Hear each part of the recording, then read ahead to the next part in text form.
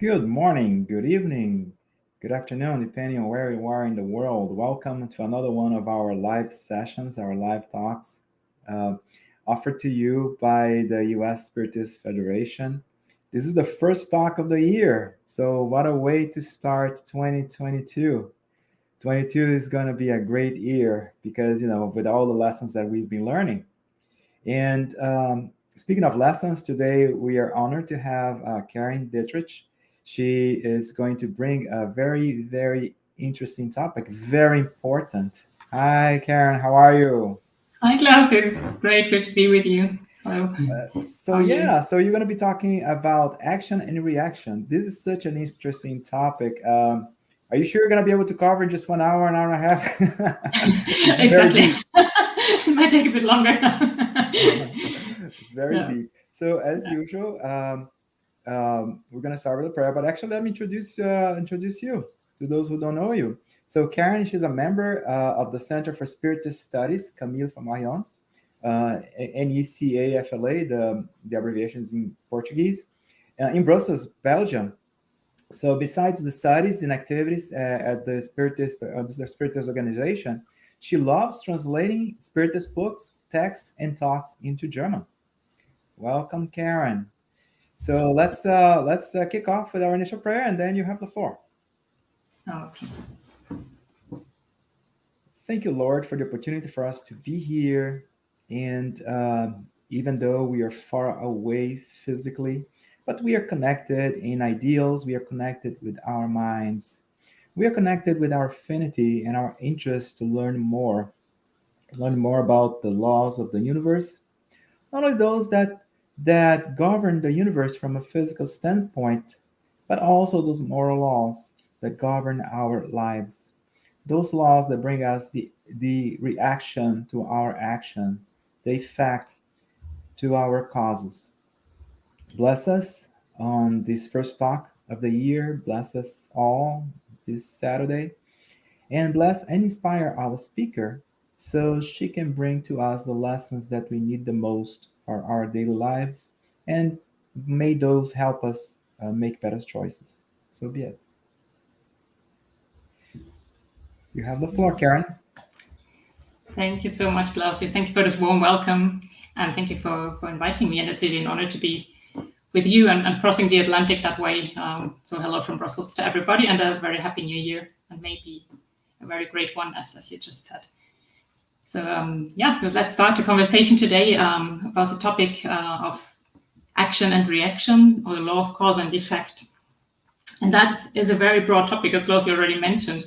And I promise I try to stay within the time that we agreed, but it's indeed something that you could go on talking for hours and hours. And it's a topic that may be considered, obviously, from different aspects, from different points of view. And we all know that every effect has a cause, so that's a simple fact. And there's this well-known physical law of action and reaction as well, as was formulated by Newton, the third law of motion, that say that for every action, there is an equal and opposite reaction. So this is a very rigid physical law and mechanical law, and that's very clear when we refer to matter, right? But our focus today, I'm not going to give a lecture on a physical topic, no worries, but our focus will be to consider the topic regarding our own life, our actions and their consequences, and how the Spiritist philosophy can help us to understand a bit more about the topic and about what Hindus would call karma. How does this process work in relation to our own situation, about the circumstances in our life, the challenges that we're facing, the differences that exist between all of us. And if you consider all that from the point of view that we are immortal spirits who are on that pathway of evolution to find or to one day reach perfection. And when we look at this topic, do we then also encounter a rigid law here? So when we're talking about our actions and their consequences, is there something like, is it something static like a catalog where we would say for which deed you will receive which consequence, and would there be a set period of time for that? So these are questions I would like to look into a bit, and also about asking ourselves, what is actually just, what is just? if we compare ourselves to others, and if we look at life as if it would only be this one physical existence that we're living right now, and see that all the differences between us, some people really, really suffering a lot, others who seem to have it easier. But at the same time, we have this concept of God as being infinitely loving, just, merciful. So somehow this needs to work together, right? And this is where Spiritism really helps us understanding life a bit better in our own situations, because it offers us one essential aspect, which is reincarnation, and that makes a huge difference when we look at those questions. So, and one very frequently quoted concept by Allan Kardec that you find, for example, at the very beginning of the Gospel according to Spiritism, and also later in that book in chapter 19, is the concept of unshakable faith. And something that he teaches us is that faith is only unshakable if it can stand face to face with reason in all epochs of humanity, face to face with reason. So someone believes because they understand, because they know what they believe in and why. So that's opposite to blind faith, where sometimes you might try to believe or try to create a faith because someone told us to believe, but we don't really understand it. But what the Spiritist teachings try to offer us is that unshakable faith. Faith is that reason, or that explanation of the laws of life, of the mechanics of life, based on reason. And that's especially important to build that unshakable faith, to be able to face difficult situations, to be able to go through more suffering moments. Because if you understand why we are suffering, it is easier to accept the situation that we are in, and to look differently also at those who might challenge us, those persons whom we might have a challenging relation with. So when many of you will be familiar with the Spiritist concepts, and if you study the Spiritist teachings, we learn that we are immortal spirits, that we have a free will, but that we are also responsible for our actions, right? We can do whatever we wish, but we will be responsible for that. So how do those mechanisms work? How does this responsibility actually materialize in our life? And to reply to those questions, you could take all the basic books of the Spiritist teaching. They will offer a lot of helpful information on that. From the Spiritist book to the Gospel according to Spiritism, for example, in chapter 5, we learn a lot about the reasons of suffering, and also the where it comes from, and also in the book Heaven and Hell, and we will touch upon that a bit later. But there's one book from the Spiritist literature that I would like to introduce here as well, which is called Action and Reaction by the Spiritist author André Louis. Sorry, that was too fast. And written through the mediumship of Chico Xavier. I will not present the whole book here today. I also saw that there was a talk on your YouTube channel by Peter Hayes about the book. So anyone who would like to learn a bit more about it, that's really worth watching the talk to get an idea of what the book presents. And I will focus on a few aspects that may help us when we talk about this question of the law of cause and effect and the consequences that our actions have.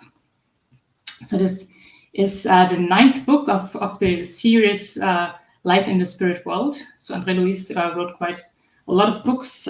He's a spiritual author who explains us through mediumistic writing what he encounters after returning to the Spiritist world. So it's really interesting. And this book, Action and Reaction, has an introduction by the Spirit of Emmanuel, who wrote and informed us actually that André Louis wrote this book in honor of the 100th anniversary of the Spiritist teachings. So that was his contribution that he offered to that special occasion. So that shows how important that topic and that book is also to the spiritual author, André Louis. And the book Action and Reaction really offers many, many lessons, real life studies or real cases about that shows the mechanics of cause and effect and how our life today is connected to our actions from the past. And I just summarize all or quote a few aspects from the synopsis of the book. So to give you an idea, André Luiz spent 3 years in a place or an institution called Mansion of Peace. In Portuguese, it's Mansão Paz. So this is an institution under the jurisdiction of Nosso Lar that many of you will be familiar with. Right? It's an astral city, a place in the spiritual world. The Mansion of Peace, it cares for suffering spirits in regions near the earth, but in lower zones. And André Luiz, while being there those 3 years or spending them, he gets to know several cases that are related to the law of cause and effect. And that show us how the present earthly existence is linked to the past life. But also, so this is one aspect. But also it shows us how our actions of today will prepare our future. So, and he presents us some really real-life cases that offer guidance on how to fix our spiritual debts on the law of cause and effect. And also we learn how such reincarnations where we try to fix our debts are being prepared in the spiritual world. And one aspect that Emmanuel is still talking about the introduction of the book that he mentions when he gives us an idea of what it will be all about is that André Luiz shows us really the importance of our physical existence, the importance of that incarnation that we're in right now. Because as he calls it, André Luiz shows us the importance of physical existence as being a true blessing of divine mercy, an opportunity for us to adapt ourselves to the mechanisms of infallible justice. And that's really worth reflecting a bit about. So our physical existence is really that incredible blessing, because sometimes when we are in the middle of our daily life challenges or struggles, you might forget about that a bit, but it really is a true blessing when we remember our essence as immortal spirits who are here for a reason. We're here incarnate on earth for a reason. And when we say it is a true blessing, this physical existence, and that really means all the challenges, all the lessons that we need to learn, our physical existence with all its aspects. So this is, they have an objective. And if we reflect about it and are able to really internalize that true blessing and that opportunity that this existence represents for us, then it may help us also to look differently at our own challenges, the challenges in our life, and the challenges that others are facing. And that's why it's worth reflecting a bit about it. And so André Luiz is not visiting this institution, Mansion of Peace, on his own, but also he's accompanied by a colleague called Hilario. And they went there in order really to study the law of cause and effect, to learn a bit more about it. And he tells us that this is an institution that was founded more than 300 years ago from the moment that the book was written. And it's headed by a spirit called Druso, a very dedicated director. And so it's a place that receives unfortunate spirits who are in a difficult situation, but who have decided to work for their own regeneration and who need help and guidance for that. And after some time of spending in that institution, they are either admitted to more advanced places in the spiritual world, or they will reincarnate. And so André Luiz describes a scene where the director Druso talks to 200 spirits, which are patients of that mansion of peace, and he talks a bit about life and the topic of action and reaction. And there's one sentence that I find very important to reflect upon. It's called, just quoting him, the objective of life works in us and with us in every possible way to guide us to perfection. And this is actually the objective also of our incarnation, to get a bit step by step closer to perfection. And then he goes on and says, if we curtail its impetus, we act contrary to the law and thereby create affliction and suffering for ourselves.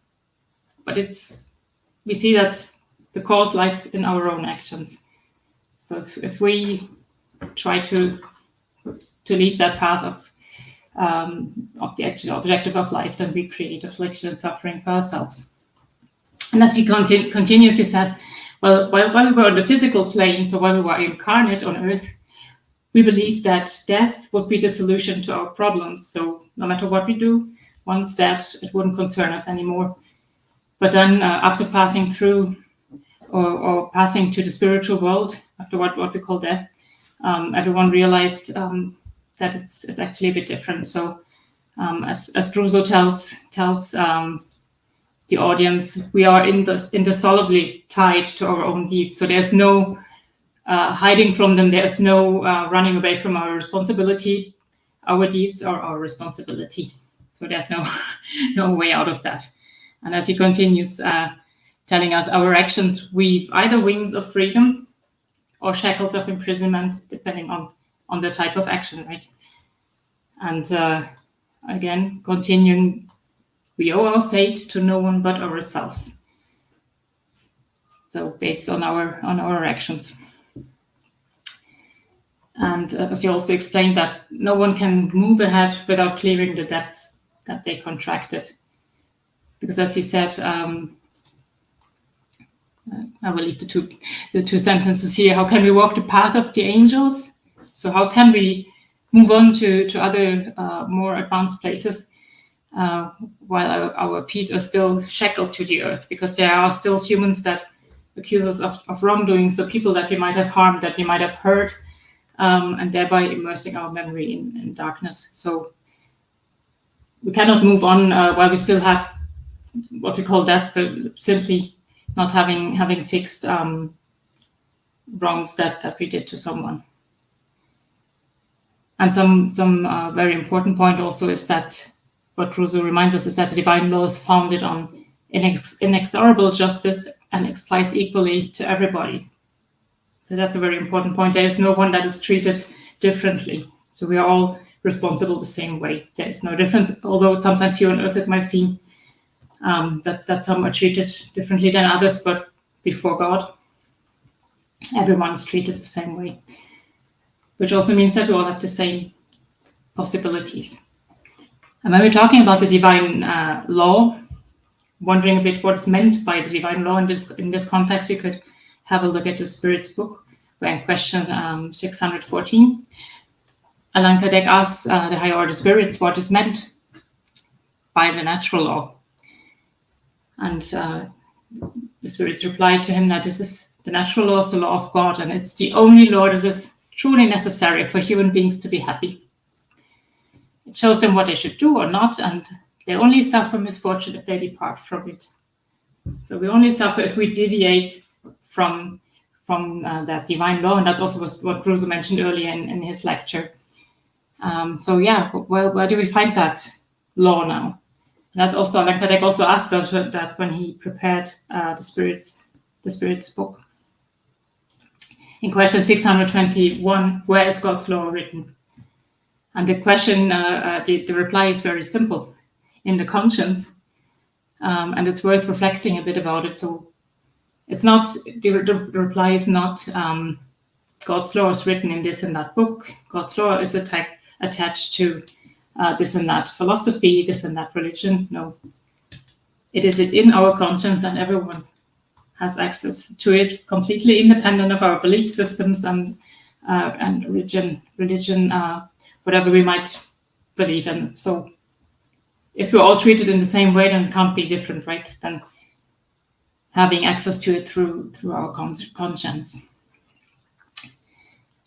Now it can still at times be a bit difficult to really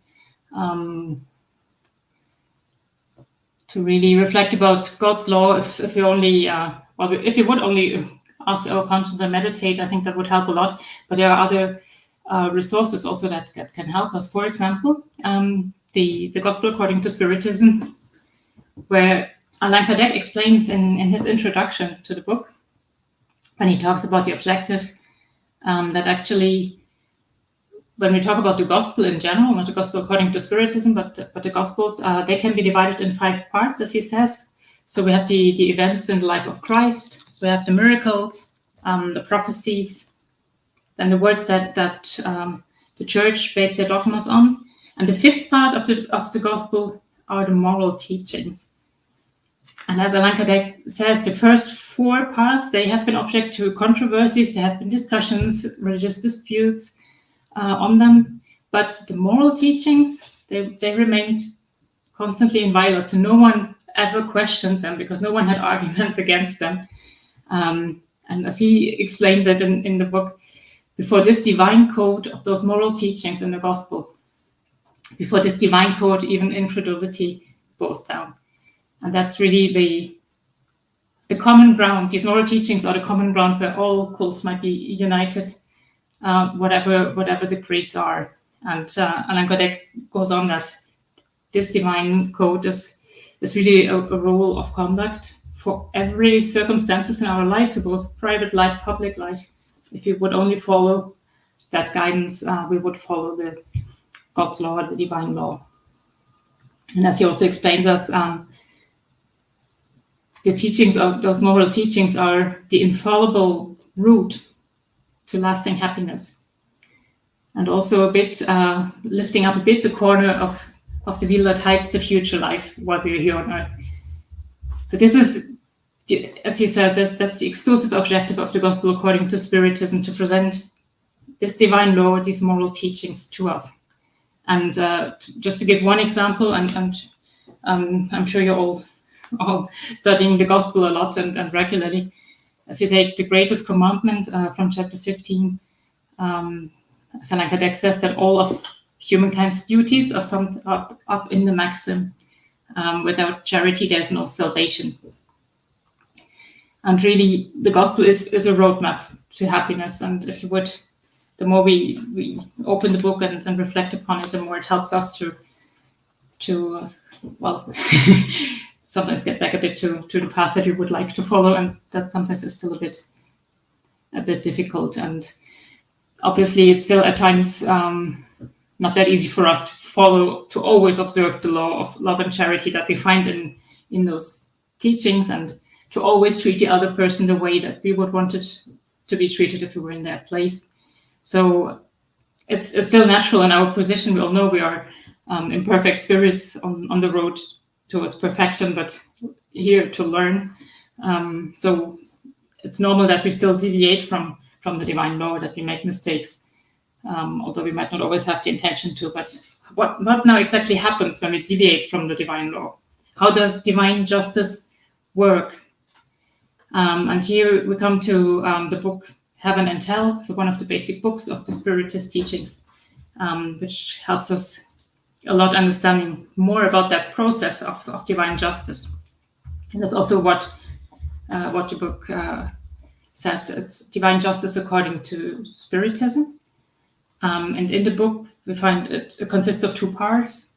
And the first part compares several doctrines concerning different topics, like the passage from corporeal life to spirit life, but also future punishment, for example, and reward, not only punishment, but also reward concerning suffering and other topics. And in the second part, which is also very interesting, we find many examples of true situations that spirits or a discarnate soul goes through during and after death. So really worthwhile studying, but I'd like to focus on one part that we find in the first part, chapter 7, which is called the penal code of the future life, because we're talking about the consequences of our actions.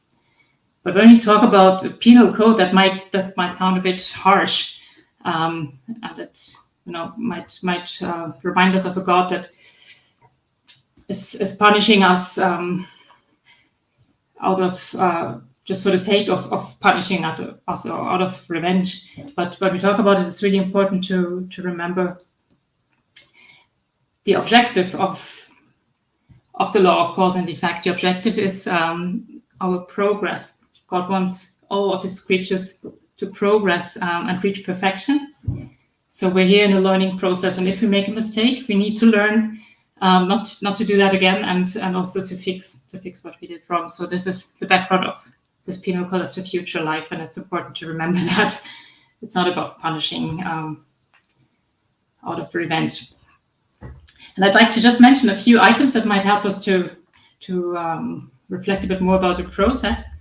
A few items of this penal code of the future life that I'd like to quote. For example, that when we're going back to the spirit life after our discarnation, our soul or spirit suffers the consequences of all imperfections that it could not correct during its corporeal life.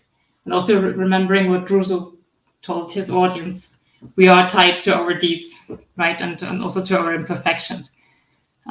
Complete happiness is inherent to perfection. Only then we will be completely happy. So long way to go, but it doesn't mean that we would be completely unhappy while we're not there yet. But it's a gradual way, as we learn in the book. Every imperfection is at the same time a cause of suffering, just as every acquired quality is a source of blessedness and the attenuation of suffering. So we are improving gradually by acquiring the qualities that we're trying to reach. And also the law of progress endows every soul with the potential to acquire the good it yet lacks, again showing that there is no differentiated treatment to anyone, but we're all being in the same place, so everyone has the same opportunities to improve themselves and also to overcome our difficult tendencies. So this is a very just law, right, for all of us. And perhaps also talking a bit about the duration of a punishment, if you want to call it, how long do we then suffer the consequences of our actions? And Allan Kardec explains us that the duration of the punishment depends on how much the guilty spirit improves itself. And that's a very important piece of information. So no condemnation is set for a set amount of time, is declared for a set amount of time. So there's no 4 years of a certain type of suffering for a certain deed that we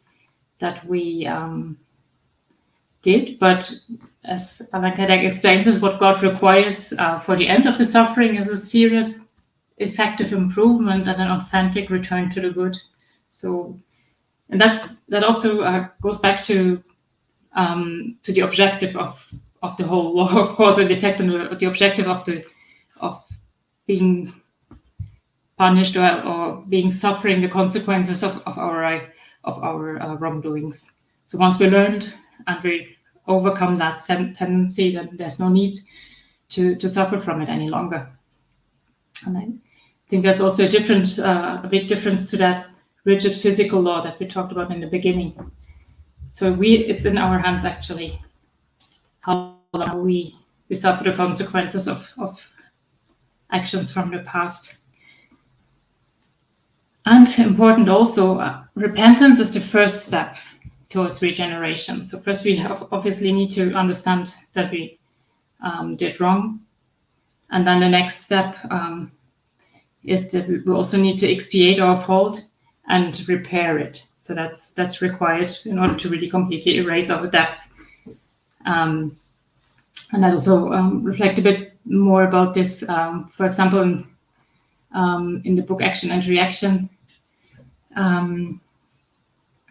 there's Andreas describes us a scene where an even higher spirit or more advanced spirit than Director Druso comes to visit that institution. So he's called Sanzio, Minister Sanzio, who is overlooking that institution, and every now and then visits it in order to give some advice and instructions where he's being asked, and he was asked to talk a bit about karma, and explains us actually that all of us have our account before God, before life, with our credits and our debits.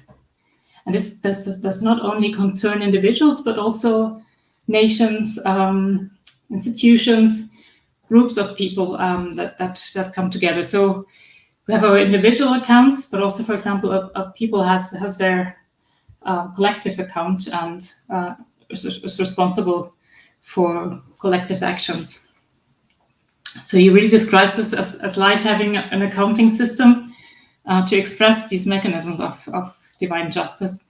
And one important aspect that he mentions is that the larger our knowledge, and the more we are aware of the divine law and of what we should do and what we should not, the more responsible we are obviously for our actions. And this will be taken into account at everything we do.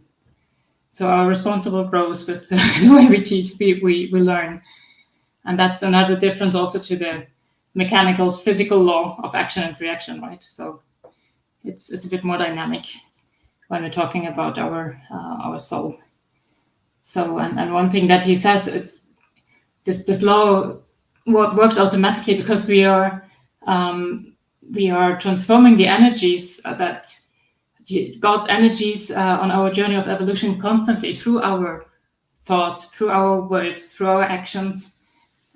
So we use that energy, but we are responsible for the outcome of it. And sometimes it's so easy to completely forget about that fact, and also to completely not pay attention to our thoughts, right? But they are important. They are, through our thoughts, we influence the atmosphere around us, its energy. So our thoughts, words are important as well. And we'll have that responsibility. And I'm not saying that to scare us or to blame us for what we did wrong, but it's just to make us aware again, and be aware that we, through our actions and even the tiniest thoughts, we prepare our future as well when we're talking about this law of cause and effect. So summarizing, also Sanzio says that none of us escapes justice, because our conscience, once it is awakened really to those questions, and as he says, to the sanctity of life, our conscience aspires to redeem all the debts that we contracted before God. And one important aspect that not only Sanzio but also Druso mentions sometimes is that yes, the divine justice does exist. We need to fix our debts, but in all of that process, we always see God's infinite love. So the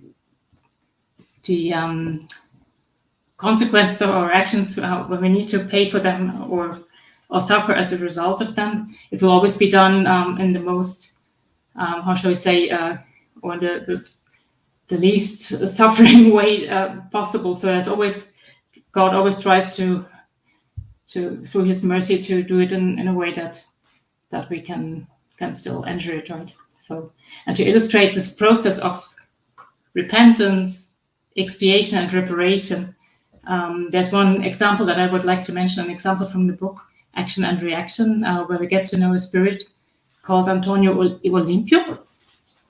It's a quite strong example, but it really illustrates this process very well, how a spirit, when he comes to the spiritual world after having committed, in that case, a grave mistake, how he awakens to regretting what he did, and then also wants to fix it. So Antonio had been newly admitted to the institution when André Luis sees him for the first time, and he was unconscious, really in a deplorable state, barely breathing, and under a serious hypnosis. And through magnetic treatment, Druso was present as well, and he actually acted there. Through that magnetic treatment, he awakens gradually after a long time. And when he opens his eyes and is able to speak finally, his first words are really, help, I'm guilty. I'm guilty. And that's what he says. I can't stand it anymore, forgive me. And that's what has been in him for a long time, but he wasn't able to speak. And when he sees Druso, he takes him for a judge and says to him, addresses him as a judge and says, finally, I can speak and I can declare myself guilty and I can tell you what happens. And so in tears, he presents himself and explains what happened while he was still incarnate on Earth. And he explains that after the death of his father, he had inherited a big property, or like a ranch, but he would have to share it with his 2 younger brothers. And Antonio Olimpio had different ideas of how to use that property than his brothers had.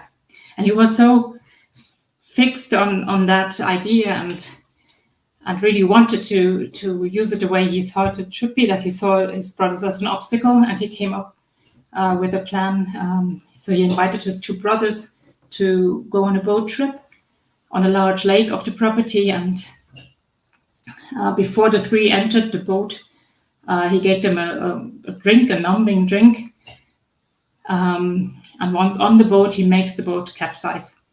And so, as his brothers had this drink, their nerves were completely numbed, and they drowned quickly. And Antonio managed to swim back to the shore and made everyone believe it was an accident, but that had been his plan in order to be the only owner of that property. And it happens like that, so everyone believes it was an accident. He inherits the whole estate, and later on his only son Luis inherits it.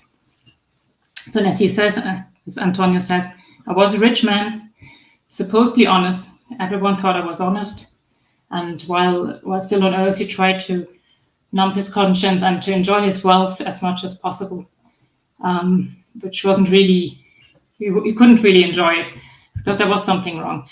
But he didn't admit it to himself, and he didn't admit it to anyone. But after passing through the spiritual world, he realized that his brothers were there waiting for him, and they had turned into avengers and really tormented him for a very, very long time. And he got into a state that he described as a nightmare. So he repeatedly always sees the boat, just this whole sea on the lake. He hears the screams of his victims, and says, I'm shackled to that boat and I can't escape, and who can help me to get out of this situation? As he says, who can help me sleep or die? So this is what he went through after returning to the spiritual world.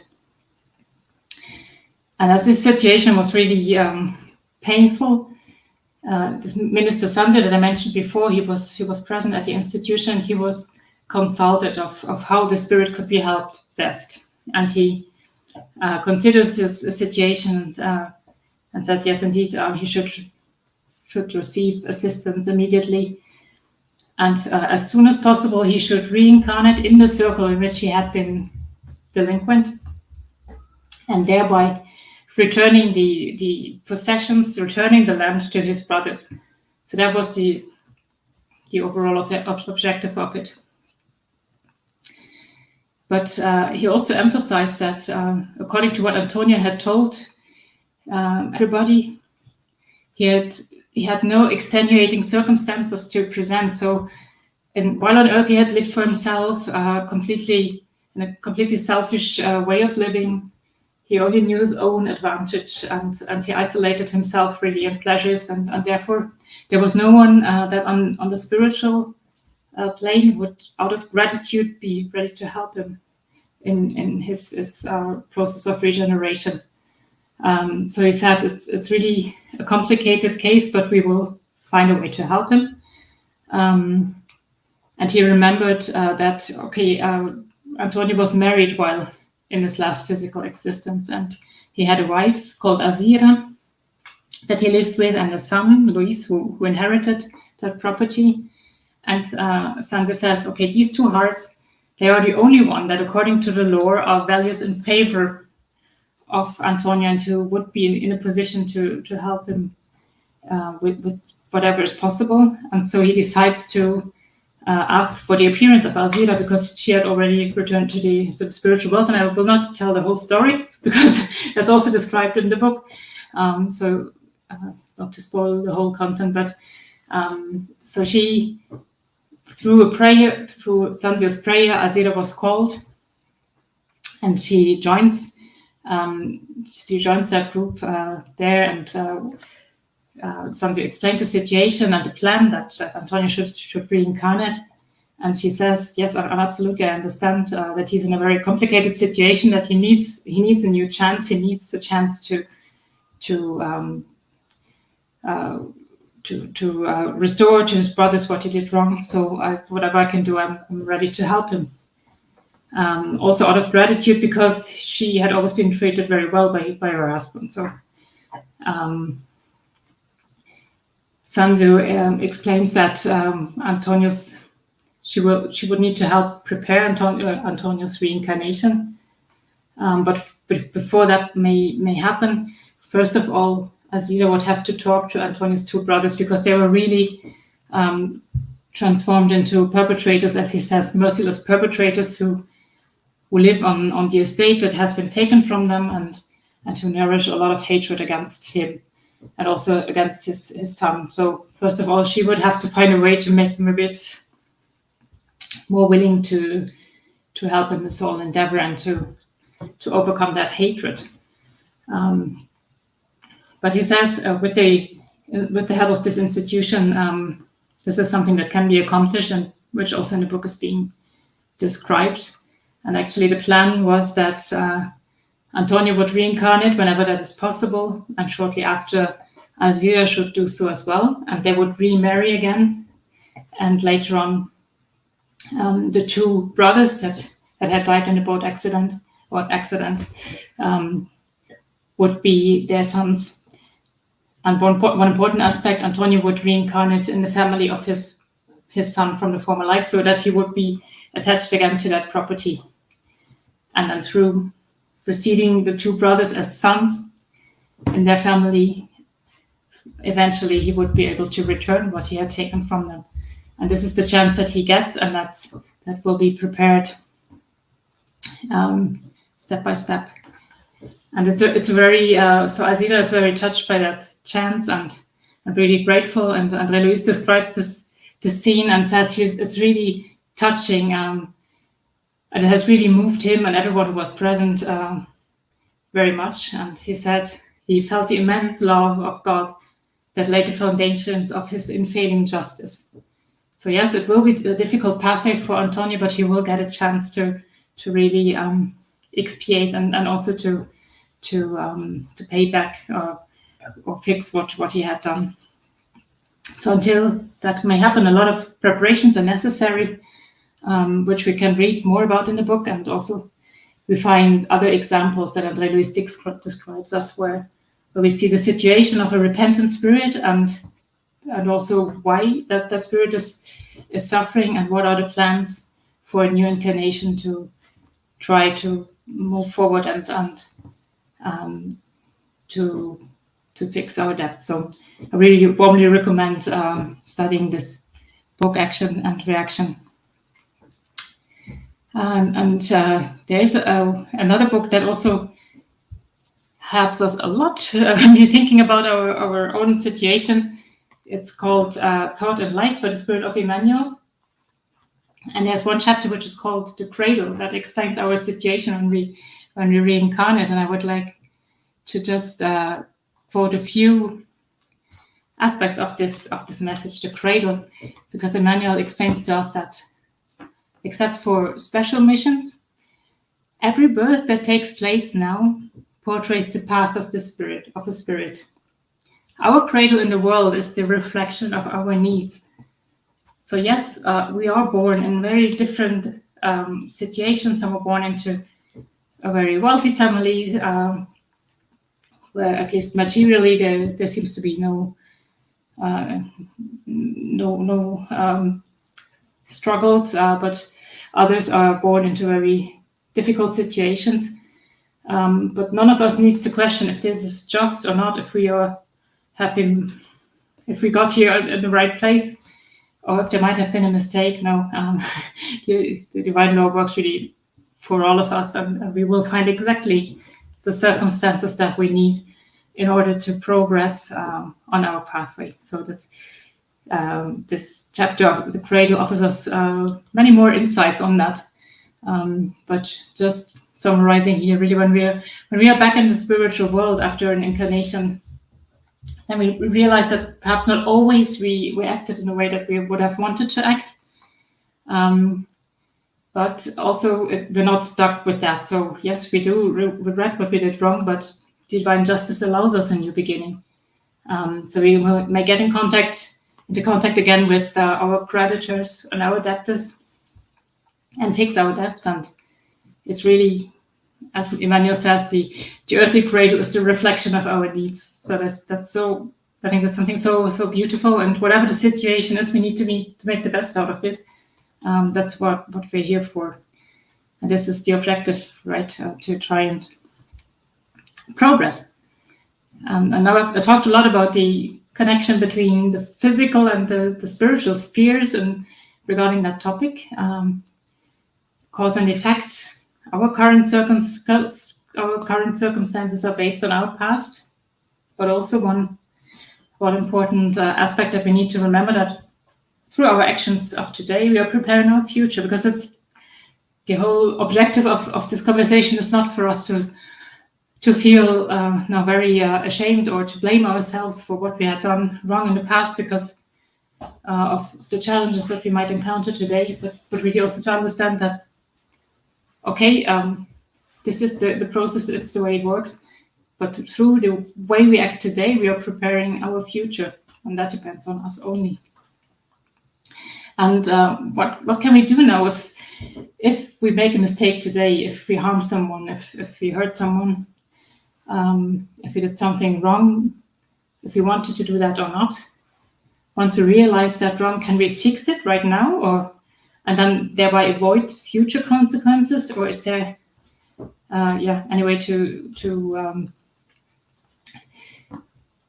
make the best of that situation? And again, the book Heaven and Help helps us here by explaining us that the only means to avoid or to attenuate future consequences of a wrong is by freeing oneself of it as much as possible in the present life by repairing it. So once we recognize that we did something wrong, let's take that chance and fix it right now. Because otherwise, as the book goes on, so that there's no wrong left to be more painfully repaired later. Because the longer the reparation for a wrong is postponed, the more painful and harsh its consequences will be in the future. So one more reason to fix what we did wrong right now, and whenever we realize it, right? So as also Jesus taught us, try to make peace with our adversaries as long as we're on the way with them. And it's important in that context that we really try to get to know ourselves, that we analyze our actions honestly. And perhaps also where there's this message by the Spirit of St. Augustine that recommends us to really every evening take a few minutes and try to look back at what we had done during the day, and to us a chance to do something good that we missed, but also if there were wrongs that we did. So we realize really honestly, oh yes, I did make a mistake. We need to admit that to ourselves, and only that way we can overcome it and try to fix it, right? Ask for forgiveness if that's needed, and try to save what still can be saved while we have this chance, while we are here. And sometimes perhaps it may be difficult to communicate directly with someone, to ask for forgiveness, for example. Once we realize that we did something wrong, some time might have passed. Perhaps someone moved cities or countries, or we don't necessarily have the contact of that person. So what can we do then? And I think that it may be a start to pray for those persons, to ask perhaps for forgiveness if that's the case, in our thoughts, sending them positive thoughts and energies. So that may be a start to fix that wrong as good as we can, right? And I'd like to finalize with one sentence that I like a lot by the Spirit of Joanna de Angelis, who reminds us that love is always the great turning point in life. And that's, again, yeah, I guess that's what we're all trying to reach, and what's really worth trying to learn and trying to learn to love. So with that, I would like to thank you all for paying attention, for joining us today, and for your patience, and I'd like to continue that conversation with you. Thank you. Oh yeah, let's have a conversation. That was a very interesting topic, Karen. I like the way that you did point out that it's all about reactions to our actions, but you did provide a positive spin about it. That there also might be sometimes we're so concerned about the past, right, of what we did, but what about the future, right? What is it that we're building for us? So yeah, I did like that point. And when you mentioned in the end that love, the importance of love, for that. We have questions, so let's start with our, like you said, let's start our conversation here. Great. In search of our happiness, how should you understand action and reaction? Yeah, that's a good question, right? That's exactly what we're all aspiring for, right? To become happy, and that's also what Allan Kardec reminds us when he wrote in his introduction of the Gospel according to Spiritism, the objective of that book, so to really try and follow those teachings, try to lay the foundations of a happier future, for really trying to learn to love, to do at least tiny steps of trying to do some good and trying to overcome tendencies that are still based on the selfishness that we have been carrying with us for a long time, or pride, whatever it may be. So searching for happiness, I think it's a long-term planning.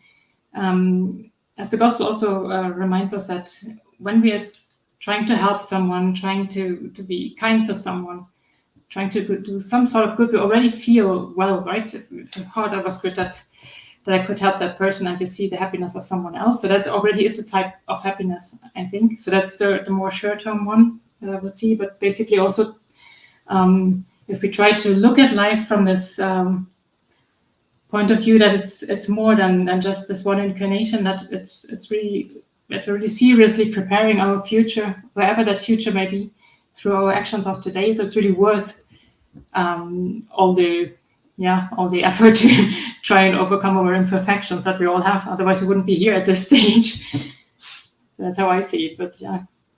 Interesting. Thank you. We have more questions for you. What are your thoughts on the law of action and reaction? What are your thoughts on your action and reaction and the law of Talion? An eye for an eye and a tooth for a tooth.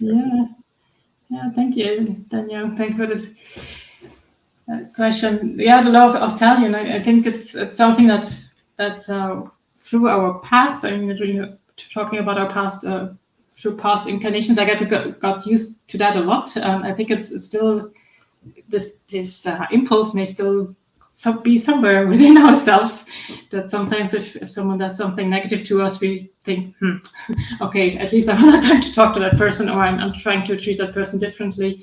But will we be happy that way? And how will we ever come out of that circle of always having this negative energy between us and someone else who's challenging us? So as long as we engage in that law of Talion, we won't be happy. But I still may say it's the other person's fault because I'm just reacting to what they did to me.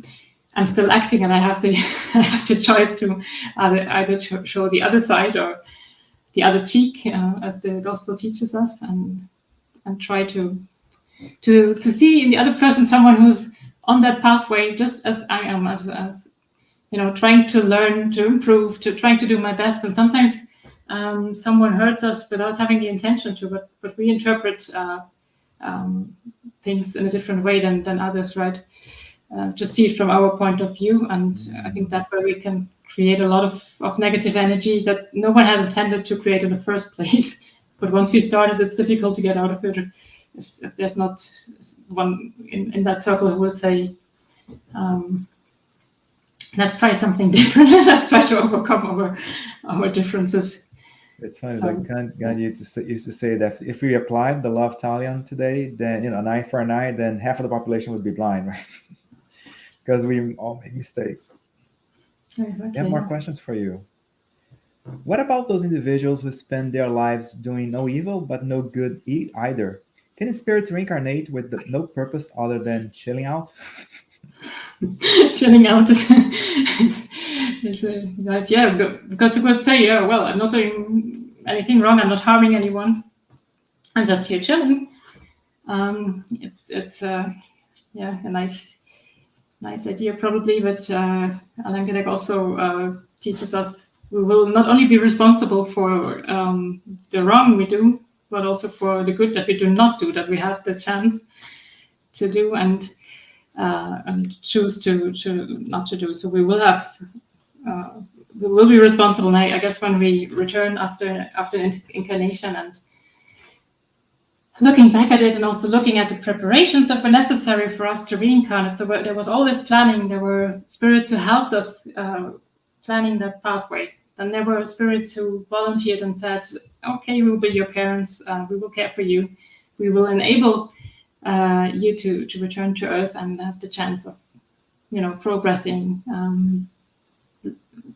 redeem your debts, and yeah, just to learn a bit more.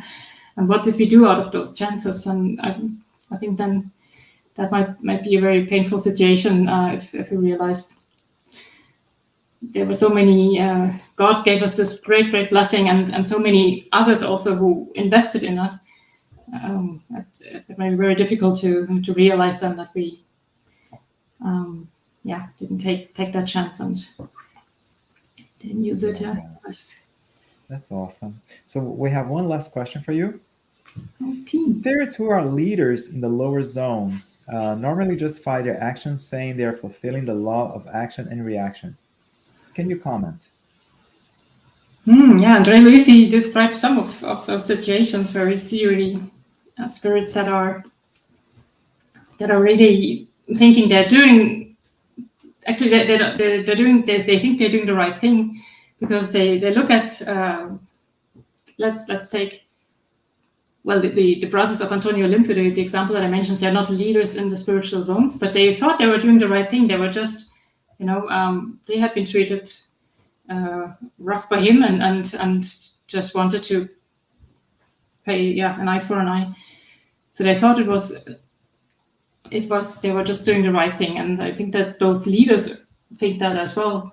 So they haven't awakened yet to the need for us to learn to love,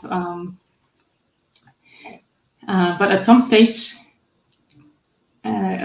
we all come to a point where we realize. I mean, the situation of trying to fulfill the law of action and reaction in a negative way, try to punish others for what they did wrong, taking the divine justice into our own hands.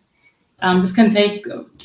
The situation can last for a very long time, but at some stage we will get tired of it. And even the most hardened spirit will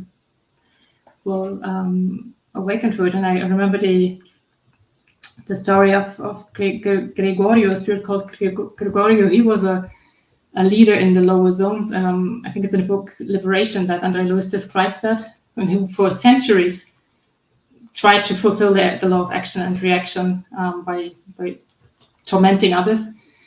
And also only through a long work of his mom in the spiritual world, who was in a much higher level and tried to help her son. At some stage, she was able to reach his heart, and he then kind of collapsed and realized what he had been doing for centuries, and the wrong he had been doing, and he kind of really collapsed. So at some stage, we awaken for the need to stop it and try to get a little bit closer to the law of love, although it may take a long time. Excellent. Thank you so much. That was our last question for your lecture. Thank you so much for bringing action and reaction, which is a natural law that you mentioned, not only a physical law but a moral law in a sense, and to provide a positive spin to it. Like you mentioned in the end, the importance of love. Actually, thanks so much. Before we say our final prayer, we have some announcements. Next week, we're gonna have another awesome speaker, Joaquin Loteria. He's gonna talk a little bit about the spiritist mission. So that's going to be next week. So stay tuned for another interesting lecture like the one that Karen just provided to us. And also the U.S. Spiritist Federation, it will be providing a series, actually an introductory course to Spiritism. So we need to always be studying, always learning new things. So it's also going to be offered by U.S. Spiritist Federation as well. So more coming again. 2022 is going to be a great year with all our lessons that we learned, and just like Karen mentioned, right, looking ahead, right, like Karen, looking ahead with based on what we've learned. On that note, I'd like for us to close our lecture today. This moment of reflection, and us to think about the importance of action and reaction. Oh, there you go. Thanks for watching. Tune in for Saturday. Karen, I made a boo-boo. You're the ones who are gonna say the final prayer, not me. Well, I got carried away. You know, you got me so excited that I just jumped in. I don't mind you doing the prayer, and I really enjoyed. You were so pleasant. Why don't you say the final prayer? And again, no, I'm not trying to shy away, but it's just been so natural. So thank you so much, Klaus, and thanks everyone for joining and watching. Thank you for your questions. And let's try to stay connected a few more moments and express the gratitude for having this opportunity to reflect together about the law of action and reaction, about the law of cause and effect, of what lies behind the situation, the circumstances in our lives. I'd like to thank God for the opportunity of studying these topics through the Spiritist teachings that help us so much to understand the laws of life, and also to try to understand the pathway that we should follow, the objective of our incarnation. And I also like to express my gratitude to the mentors of the United States Spiritist Federation, to all our friends who have been with us today, and for the opportunity that we have to come together, no matter where we might be physically, and learn together. Lord, I'd like to ask for your blessings for all those who are going through difficult moments right now. Might everyone receive this embrace of fraternal vibrations, and may also those who are going through difficulties feel that they're not alone, and that all of our struggles are temporary, and that we may prepare a better future for ourselves. Thank you for this opportunity, and may your peace be with all of us. So be it.